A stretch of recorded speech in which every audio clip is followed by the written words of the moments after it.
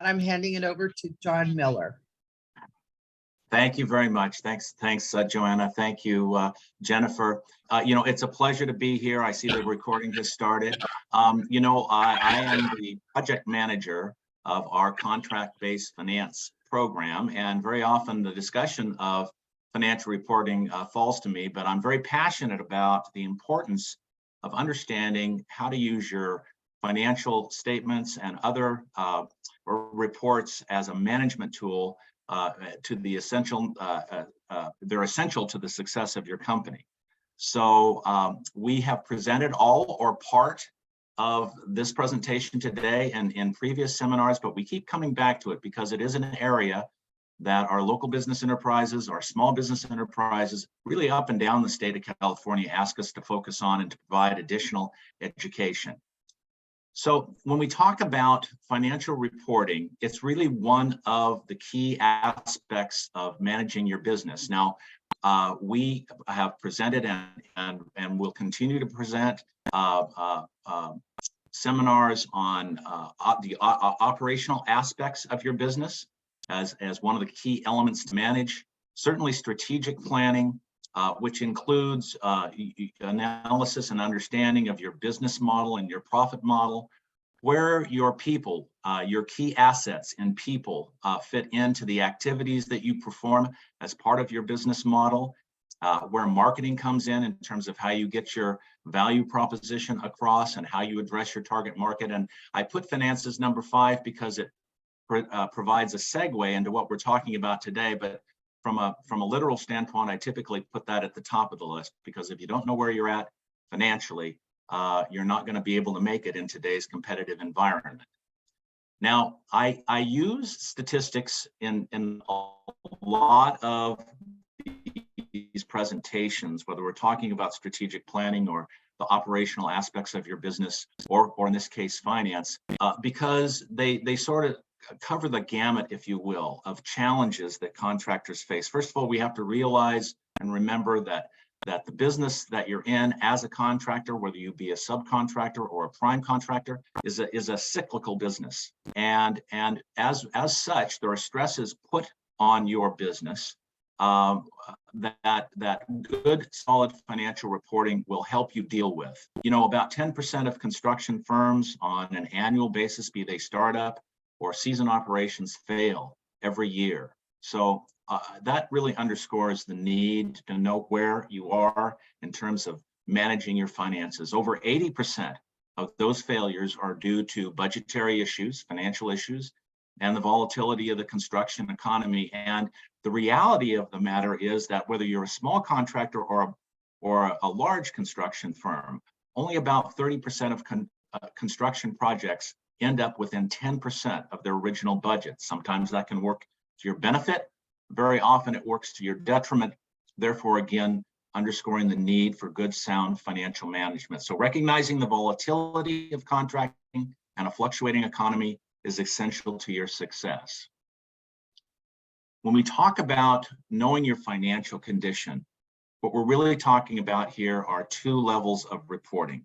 The executive level, you as perhaps chief cook and bottle washer of your company, need to make executive decisions about the company's direction based upon your finances. And then there's project level reporting. And we're going to take the executive level to project level sort of in reverse order, because project level reporting, rolling up to cash flow projecting, rolling up to work in process reporting, working up to your balance sheet and your profit and loss report, that's a ground up approach to financial reporting. But we're gonna start from the executive level and work down to the project level today, and hopefully I can tie all of that together for everybody as we close the discussion out. So when we talk about financial reporting, obviously there are 3 constituencies served. You as the owner of your company, your internal management standards of practice, your external partners, which are so essential to the success of a construction company. That would be your surety agent, your surety underwriter, and potentially your lender. I would tell you that part of the programs that Jennifer outlined as being available to local business enterprises and small business enterprises, our surety bond guarantee program supplements to some degree an underwriter's analysis of your firm and its ability to qualify for surety bonding. And from a lending perspective, we provide contract-based finance in lieu of you being able to walk into a commercial lender and obtain lines of revolving credit or even term loans. So your financial reporting serves your external partners in a developed business, but it also serves your external partners from a standpoint of the programs and services that a Meriwether and Williams can provide to help you get your company to that next level of success. Now, there's a third constituency there, and this is very important. Certainly, you're going to hold certain aspects of your finances close to the chest, I would imagine, but it will, knowing where you're at financially and how projects are performing, positions you to better manage the activities of your project supervision and your employees. So all three constituents are key and elemental to the whole process. So the key reports to develop and manage by, in general, are your financial statement, your balance sheet, and your income statement. We'll spend time describing those two documents in today's presentation. We're going to talk about the schedule of work in process and how that interacts with the balance sheet and the P&L.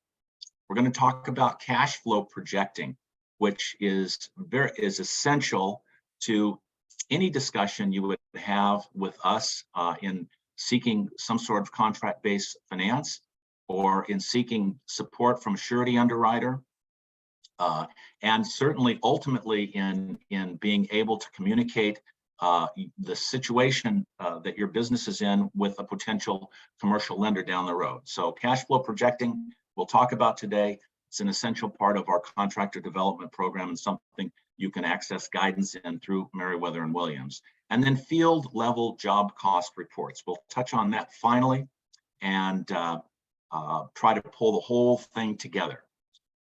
So when we talk about your balance sheet, we refer to it as a snapshot in time. We didn't originate that terminology. It's been around for a long, long time, but it essentially tells you where you are at closing on any given period of operation, whether it be on a monthly basis, a quarterly basis, semi-annually or annually. Okay, so it's just half of the full picture. The three basic elements to a balance sheet, and I will point out certain things on the balance sheet after I go through this summary here, but the three basic elements to the balance sheet are your assets, which represent the resources you have to prosecute the work that you desire to undertake. Your liabilities, which basically are the obligations you have in order to run your business. Accounts payable as an example, short-term debt obligations, whatever it might be, long-term debt obligations, that sort of a thing. And then, of course, the equity that you show in your company, which essentially is a combination of your initial investment in the company and accumulated earnings over time. So when we look at the three basic elements of a balance sheet, we're basically saying that total assets will equal liabilities plus equity. Thus, they call it a balance sheet. It tells us how, going beyond that, it tells us how much cash is available for operating your business. It provides you with an idea of what your overall available working capital is on a going forward basis. That would be current assets less current liabilities, and what your staying power is as a company in order to withstand cyclical ups and downs, even project by project profitability. What do you have in the way of staying power that will, from an equity standpoint, that will get you to that next project so that you can either recover losses that happen periodically, unfortunately, in the construction business, but also to be able to invest in new projects going forward. So in looking at the balance sheet here to the right, all right, I'm going to key off of this column right here, which would represent a year-end picture of this company. This would be first quarter through March, second, third quarter, and then December. So you can see that current assets, okay, are essentially listed. These numbers of right here are probably, or are typically, I should say, chart of account type numbers for the where these assets are entered in your bookkeeping system. Most of the contractors we work with something along the lines of a QuickBooks type system. I'll talk a little bit about that as we go on here. But your current assets are comprised of your cash position for this contractor. The cash position is $267,501. At year end, things have wound down a bit. So they've got their receivables pretty well collected here at year end. They've only got $43,000 of receivable.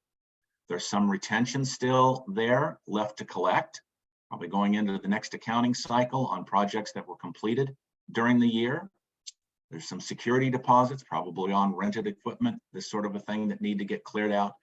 But the total current assets here is comprised of cash and receivables, these other current assets, for a total current asset picture on this, for this contractor, of $315,000. Then beyond that, there are fixed assets that are listed on the balance sheet. And by the way, there can be many, these are called accrual accounts. And depending on the scope of your business, the size of your business, the complexity of your business, there are actually other accruals that can be carried either as current or as fixed. But this illustration works out well for a PowerPoint slide, so we've kind of crammed it all in there. But bottom line here is that this company exhibits total fixed assets here at this point in time of $71,957, in addition to current assets, okay? So that their total asset picture is $387,658. Now, when we look at that, that represents the resources that the company has to prosecute its work program. Now, when we look at the obligations that the company is carrying, again, here at year end, we've got some accounts payable, roughly $41,723. Got a little bit due on the company credit card. You've got some leftover payroll liabilities, probably in terms of fringe benefit payments. You've got some customer deposits that you're carrying on your books, probably for future work, okay? That'll be plowed back into your work program at some point. And so you've got total current liabilities of the sum of $41,723 and $212 for somewhere in the area about $41,900 or so, okay? You've got other current liabilities of $72,000, okay? You've got long-term liabilities listed here of $86,000, okay? So the sum of these numbers here, total current liabilities, total long-term liabilities, okay, less total assets, gives you the equity picture of the company, which is $301,475. So all of that added up comes to $387,658. Thus, the balance sheet balances. Now, I'll point this number out right here because we're going to be talking about that when I switch over to the profit and loss report. This represents the net income for the period ending December 31st, 23, and that's derived straight from the profit and loss report, which I'll show next. Okay, so the profit and loss report is part of that snapshot in time, but it gives you your profits over time, whatever the accounting period is that we've covered. And again, this is going to be your year-end total, okay?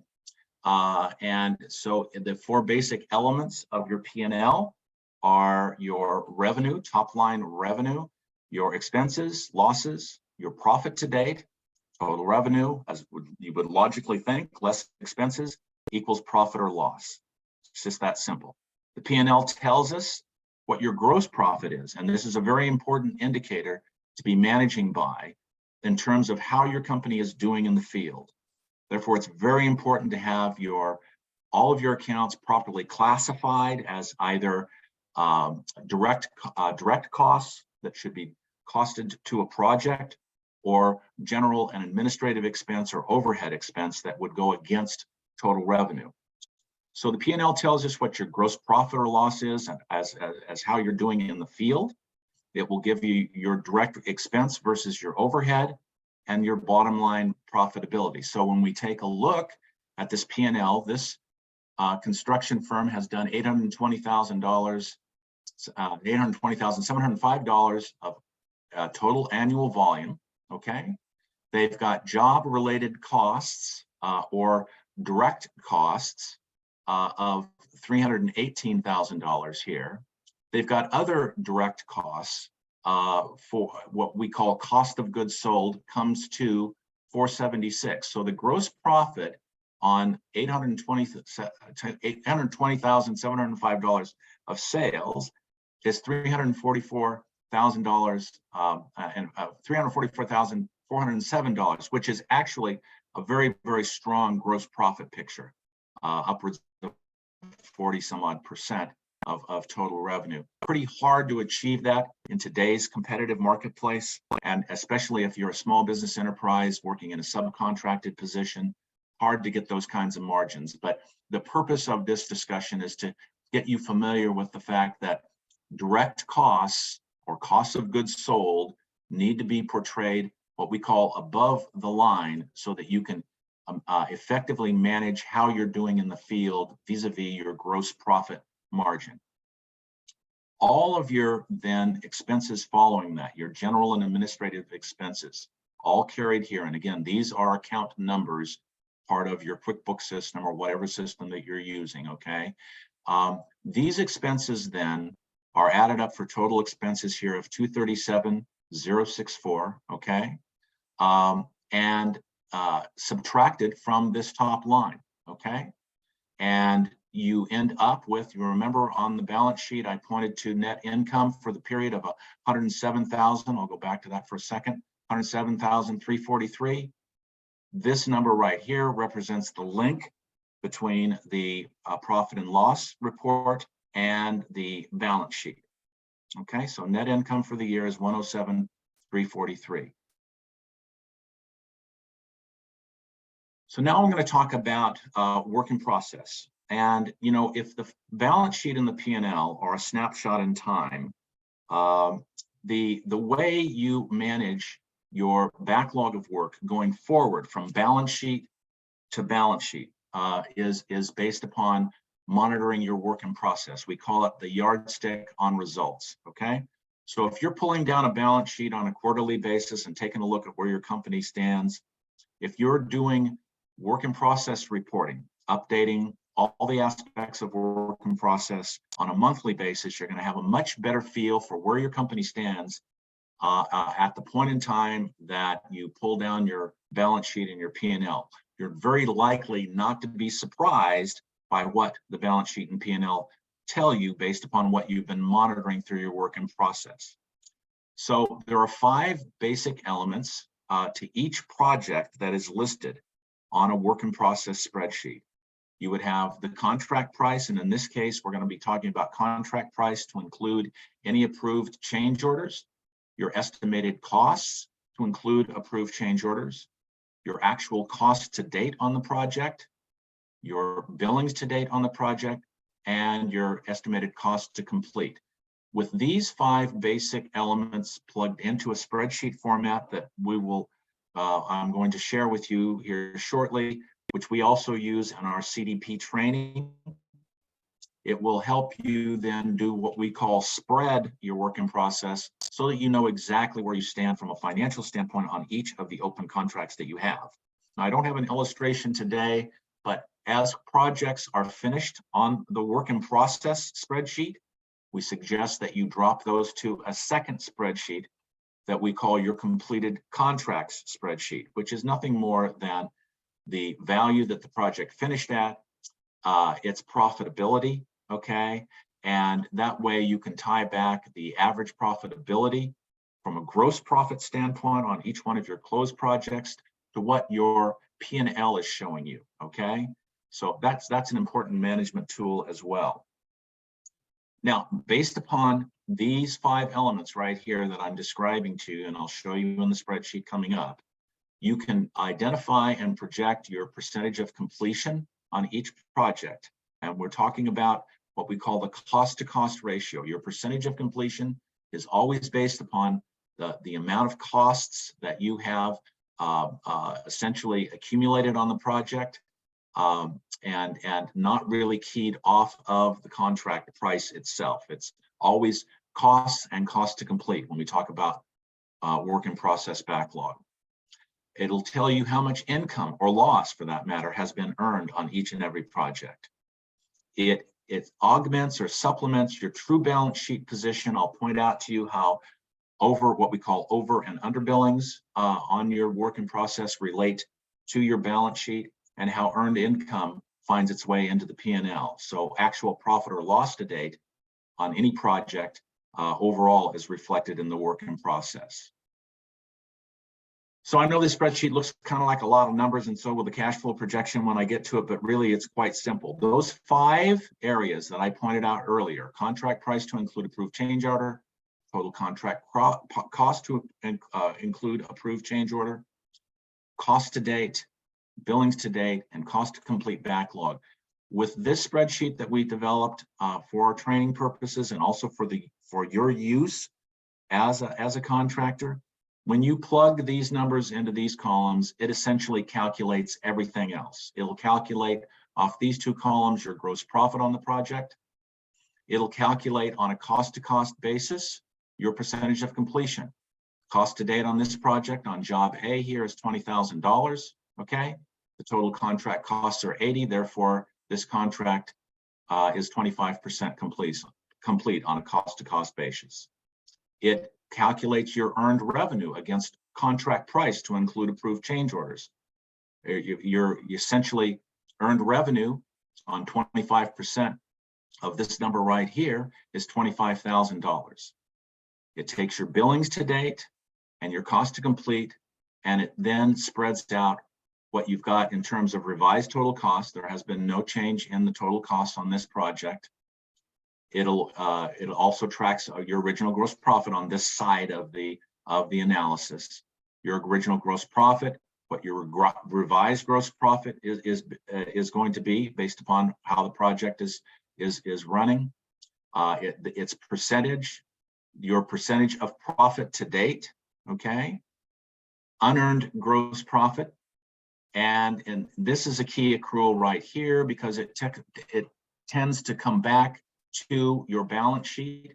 Your costs in excess of billings on a project, we like to see that number on a per project basis fairly low, because that means you're getting your billings out on time. A high cost in excess of billings could be an indication of another problem you're having, and getting your billings out, your pay applications out on time, and not having them sent back to you for changes or amendments. But in this case, the cost in excess of billings on this first job shows down here, and that would be an asset entry on your balance sheet. These are costs that you're going to recover through an otherwise successful project. Now, on this second project, I won't go through the whole litany, but we are overbilled on that project, which is not necessarily bad.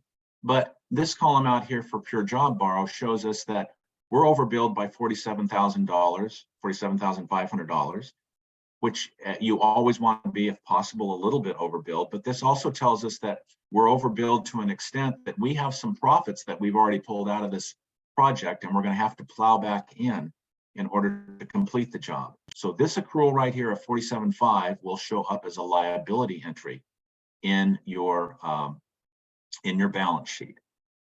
When we put this work in process spreadsheet here together, we also accompany it with a legend that explains to you how each column is defined.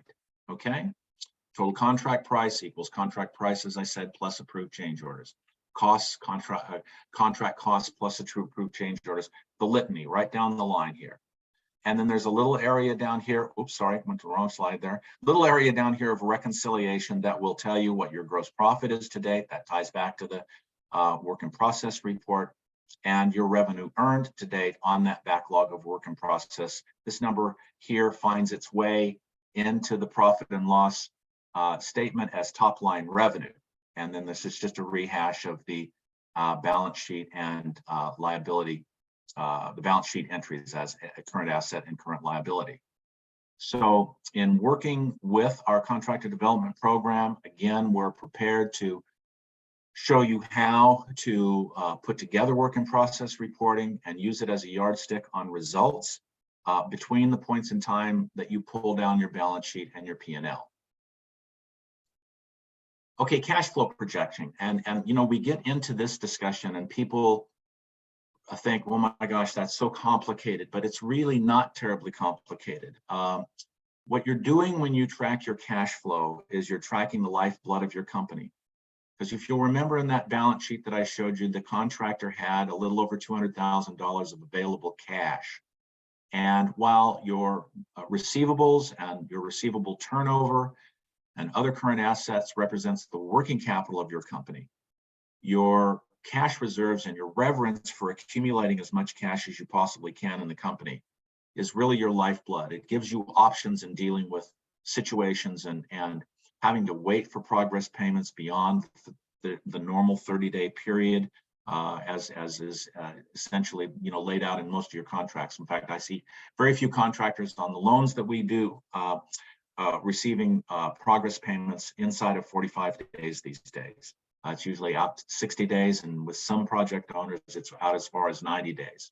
So by doing cash flow projection, either on an individual contract basis or in the aggregate on multiple contract basis, is really tracking the lifeblood of your company.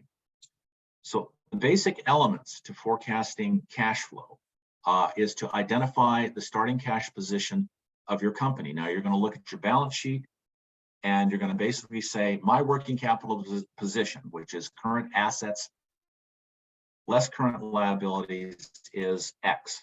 And that working capital position is comprised of an element of cash.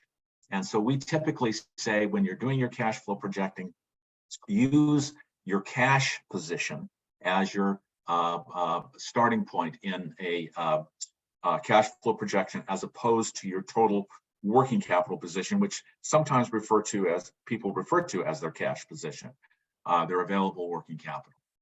You're gonna look at, and I've got these in a different order here than they should be, but you're gonna look at what your cash requirements are, your cash out to prosecute the project in its early stages before progress payments begin to flow. You're gonna look at the impact of progress payments on your cash position as you begin to receive progress payments and get some relief on what you've deployed in terms of your available cash, okay? And you're going to look at your ending cash position in the cash flow projection. And we will put cash flow projections together on the basis of month to month, a week to week, month to month, quarter to quarter, whatever it might be. But we're always tracking, in order to try to demystify what a cash flow position is. We're always tracking inflow, outflow, and net cash flow. And I'll show you an illustration in a moment that points all of that out. Now, based upon these elements, you can identify your cash demands, what your shortfalls are going to be, and therefore might necessitate getting a contract-based finance loan or other revolving line of credit. Or if you've got shortfalls and you've got a project owner or prime contractor who's willing to give you some relief in terms of mobilization payments, that can very often ameliorate the impact of potential shortfalls in available cash, and generally how to manage your cash flow. This idea that with a cash flow projection that is going out on a week-to-week basis, you can manage the volatility of your payroll budget for the week. You can manage the volatility of materials, although we stress with the contractors that we work with to try to lock in the cost of materials and be as accurate in the number of units as you possibly can in estimating the project, okay? and it goes right down the line in terms of equipment, either owned or rented, deployed on the project. So based upon these elements, you can track the demands on cash, the potential shortfalls, and then how to manage cash flow on a real-time basis from week to week or month to month. So a cash flow projection, and I apologize to some degree, I hope everyone can see the numbers on this. It's hard to sometimes compress one of these Excel spreadsheets into the presentation, but I'll carefully go through here and try to point out to you how this works. In the upper left-hand quadrant of the cash flow projection, we establish a breakdown of the project at hand. This happens to be a retrofit project that carries a contract value of $430,427. If we break down the components of direct job costs, you've got labor of $170,139. You've got material expense of $187,770. Just so happens that our contractor in this case has all of the equipment that they need and has not actually built in a direct cost of the deployment of that equipment. It's carried in their overhead. Nevertheless, they've got also the cost of the bond as a direct project expense carried here, which is reimbursable. This happened to be a subcontract, so that the cost of that bond, $6,361, is recoverable under the contract. But you've got going in direct cost subtotal of $364,270, and you've got a gross profit picture of, and this is more reflective than the balance sheet or the P&L that I showed you earlier. A lot of our contractors are only looking at margins, that are between 15 and 20% these days, in spite of their best efforts to mark the projects up. So we've got a gross profit picture of $66,156, and that's there to absorb overhead and hopefully provide some profit at the end of the day. So for simplicity purposes in doing this illustration, we've basically used what we all used to call it the 10 and 10 rule. Okay, if you had 20% profit, you would allocate 10, or if you had 20% gross profit, you would allocate 10 to overhead and 10 to net profit. In this case, we've got 15%. So our ending cash balance after I work through all of this is about $33,000, $33,788, if everything goes just perfectly and we make a profit on the project. Before we get to that, I'll explain to you that our direct job costs, okay, are then transferred down to a breakdown here in the middle quadrant of the cash flow projector, and then they're spread horizontally based upon project schedule. Okay, these numbers obviously are based upon estimate, but based upon project schedule, these numbers are then recorded based upon when the expenses are going to hit the books, as well as any income that might be coming in the form of progress payments. Okay. In this illustration, our contractor starts with a beginning cash position of $70,000. Not bad, but reasonably well capitalized little company. Okay. Because of the nature of this job, this contractor said, hey, we've got to order all kinds of specialty materials to go into this project, and they're long lead items. So because of their relative newness in business, the original equipment manufacturer was requiring 50% down on the material budget, okay, for the project, okay? So we say on April, and mid-April here, when we get into this project, we have got to come up with a significant amount of cash in order to get our order placed so that we can then deploy it in the project starting out here in May. So our borrower technically starts with $70,000. We happened to set up a contract-based finance loan for this borrower of $200,000. We deployed the loan in what we call two tranches, or in two distributions, okay? So this contractor starts the project with available cash of $170,000. As they move through this first month, pay for the bond, which is reimbursable. That comes back in a form of a progress payment. But as they move through the month, their cash requirements from a direct cost subtotal is a little over $100,000. And their total disbursements for the month are that same number, $100,246. And so their ending cash position, their beginning cash, less their outflow during the month, gives you an ending cash position in that first month of $69,000. You can see how fast you can burn through available cash. And that ending cash position of $69,753 becomes the beginning cash position in the second month, okay? As is depicted here, there's really no activity. Materials have been ordered, everything is hunky-dory, the site is ready. There's really no activity in this month or this month. Our beginning cash position in May is this number. It dwindles down a little bit, okay, because there's some general and administrative expense that needs to be taken care of in the month of May. So our ending cash position is down to $63,000, but lo and behold, we get roughly a 10% mobilization payment in here to help offset the cost of at least part of our material order.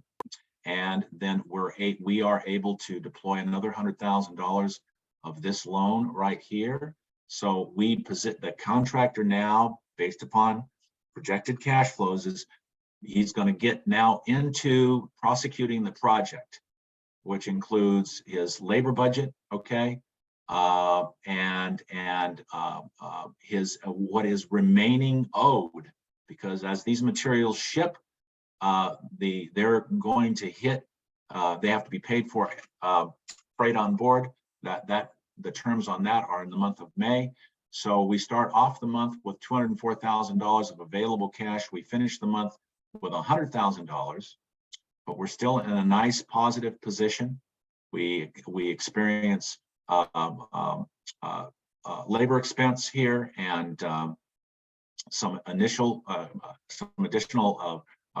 material expense. We end the month of May with a $90,000 cash picture. That becomes our beginning for the next month, and so on and so forth. And this is how we work through the cash flow projection, in this case, month by month throughout, okay? I should say also that in putting this together so that we could get it on one slide, we've compressed it. So you can see the months. You've got a couple of weeks here in April, a couple of weeks here in May. And so actually this would be week by week all the way through, okay, that we're through the end of this project, which is our final income was projected for the month of October, starting in April and done in October. Now, the progress payments that were expected are essentially calculated based upon the expenses that are incurred and an earned portion of the overhead less retention. So our first progress payment was a mobilization payment. Our second is as a result of work that has begun to be prosecuted. That technically for coming in the middle of June, it was probably billed somewhere around, I'm going to say, well, ideally it would have been billed mid-May and come in the end of June, but it was most likely generated somewhere back in the around the 25th of April. But in any case, we're also able to, because of this nice progress payment, retire a portion of the loan debt, okay?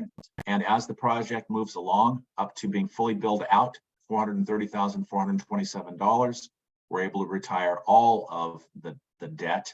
And as this illustration shows, our costs, as they were entered over here, all held throughout the project. Kind of unusual, I have to admit, but in any event, it makes for a nice balanced picture here of profitability on the project of $33,788. So beginning cash, okay, ending cash, in addition, or contribution, I should say, of cash to the balance sheet is 33,000, to the P&L is 33,000, and also to retained earnings, same number, okay?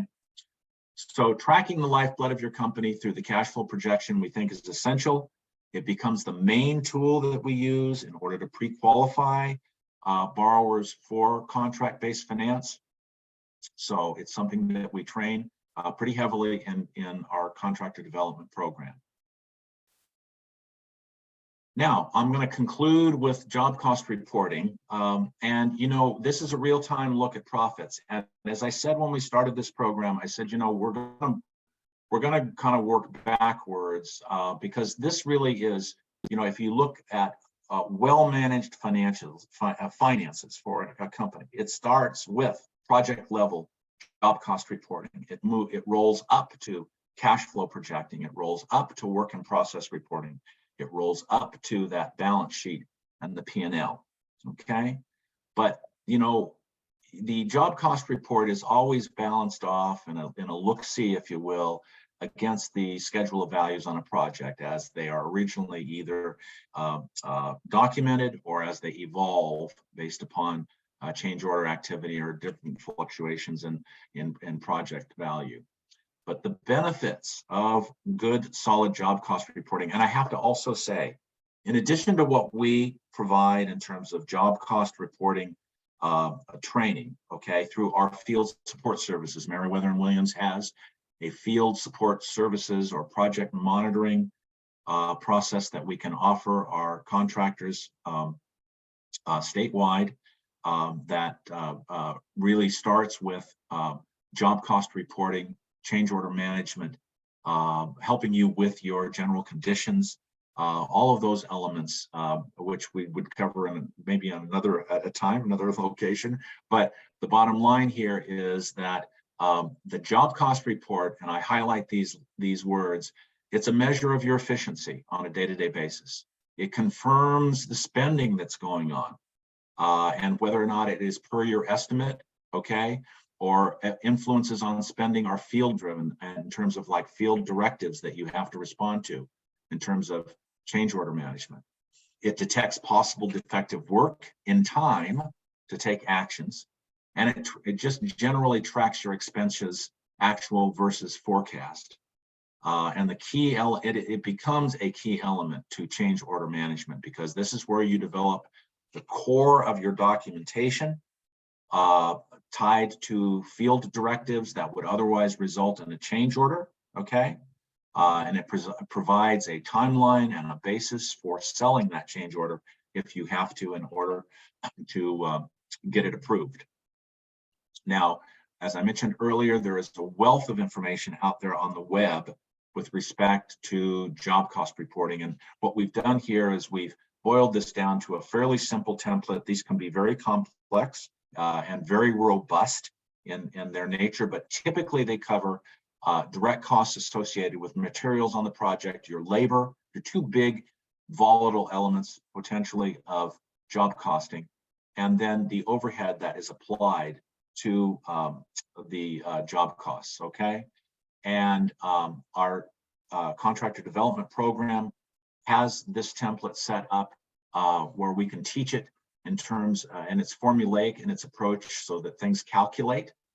But you would obviously, as any job cost report would require, you would describe the activities, whether it be labor related, material related, equipment related, project management related, if that is directly allocated to direct costs. We don't actually advocate that, but in any case, you would describe the activity.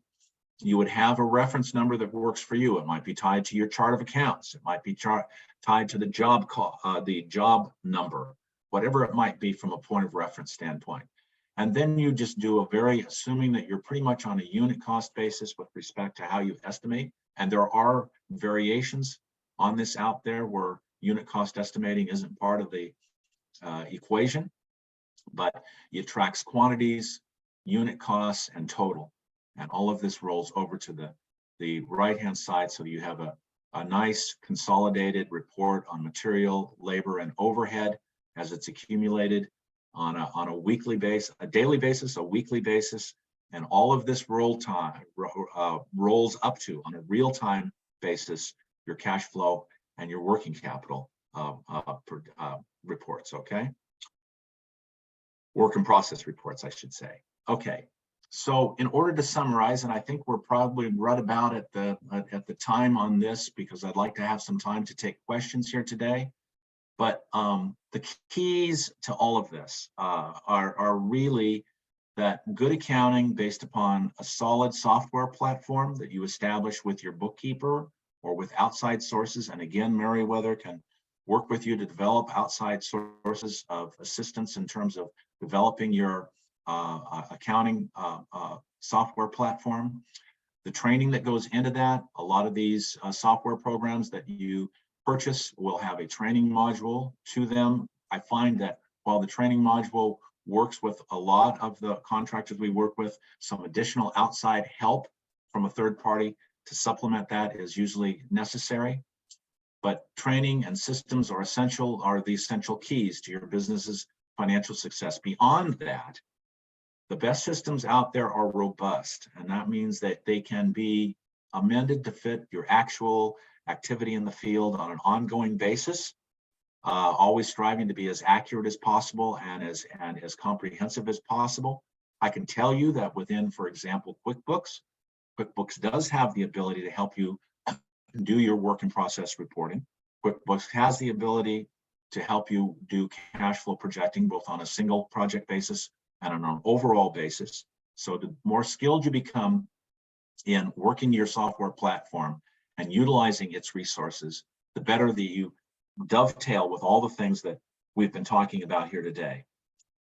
Bottom line is, the better the reporting, the better equipped you are to face budgetary, commercial market challenges, and a fluctuating economy. We call that the road ahead. So I hope that this sums up the rationale behind today's presentation. I'm very glad to take questions at this point. So I'll open it up to Joanna or whoever wants to kind of manage that process, okay?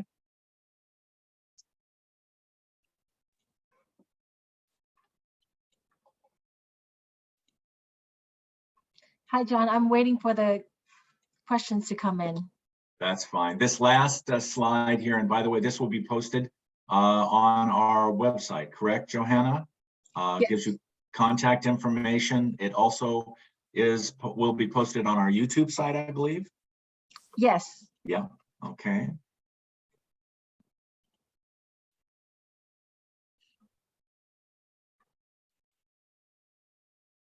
So while we're waiting for any questions to be formulated, I would ask our CDP team, are there any areas that you'd like me to elaborate on with respect to any of these financial reporting tools or things that I may need to kind of backtrack and elaborate on or re-explain or whatever?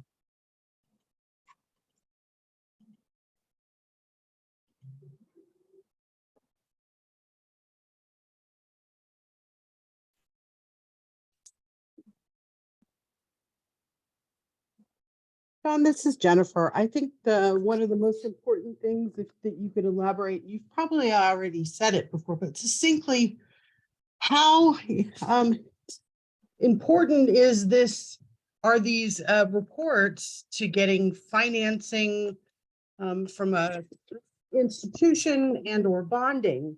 How instrumental are they to the growth of your company? Yeah, I'll address both of those possible constituents, whether it be the bonding company or your lender. Let's start with the lender. You know, when you go in to have your first meeting with a commercial lender, let's say you need a term loan in order to acquire fixed assets, or you need a revolving line of credit. The very first thing that a commercial lender representative is going to ask you for is a copy of your business plan and a cash flow projection, even before they ever look at your financials or run any kind of a credit check on you, okay? So the ability to forecast cash flow, and of course we address strategic planning, how to develop a business plan that reflects all of those things. I think it was on the second slide that I showed today, the operational picture, your strategic picture, where your company is concerned in terms of your business model, your profit model, and how you're set up to address your intended target market.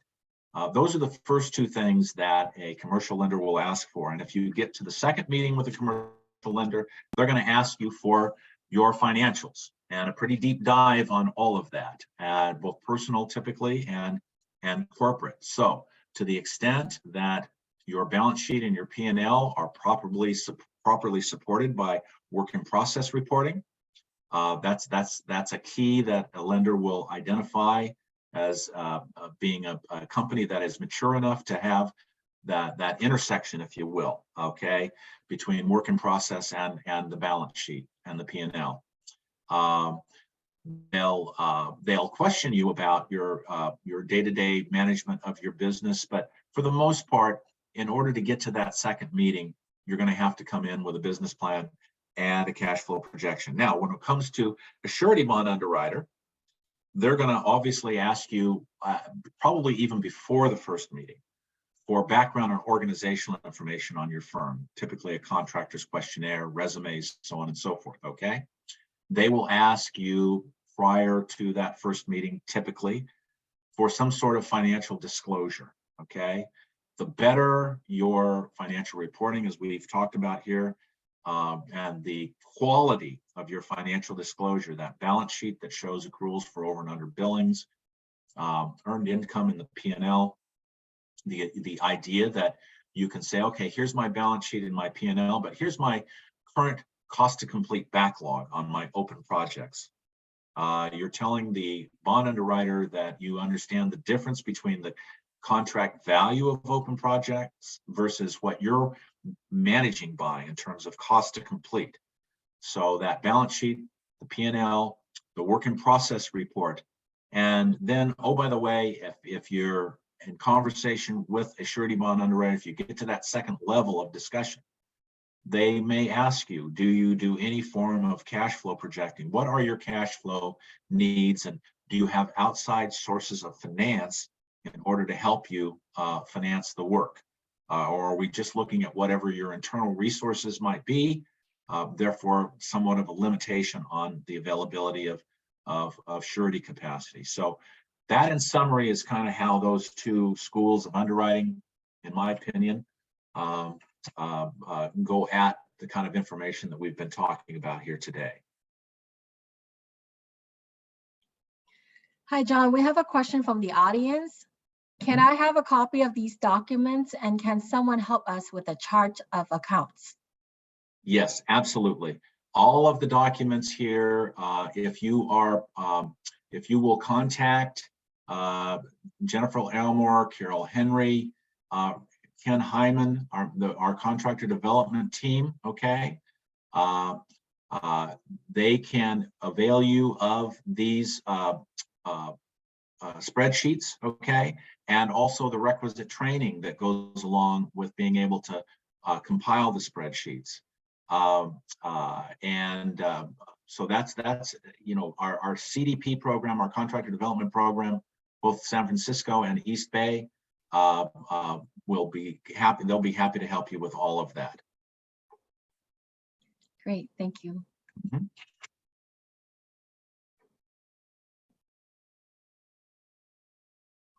Anything else from the floor?